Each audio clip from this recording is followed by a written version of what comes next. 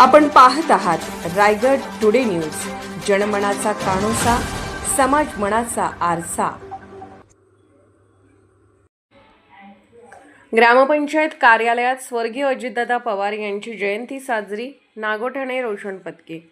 महाराष्ट्राचे लाडके नेते दिवंगत उपमुख्यमंत्री स्वर्गीय अजितदादा पवार यांची जयंती 22 जुलै रोजी शासकीय पातळीवर ग्रामपंचायत कार्यालयामध्ये अधिकृतपणे साजरी करण्यात आली। राज्य शासनाच्या सामान्य प्रशासन विभागाने घेतलेल्या निर्णयानुसार राज्यातील सर्व शासकीय, निमशासकीय कार्यालय, शाळा आणि महाविद्यालयांप्रमाणेच ग्रामपंचायत कार्यालयातही हा कार्यक्रम आयोजित करण्यात आला होता।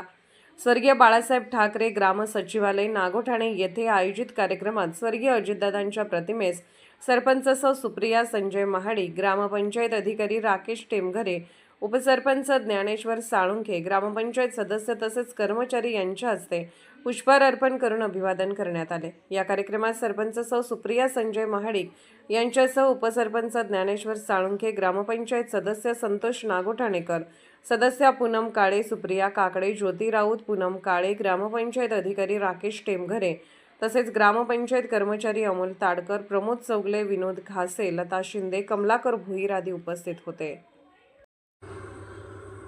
रायगड टुडे न्यूज चॅनलला लाईक करा, शेअर करा आणि सबस्क्राईब करा।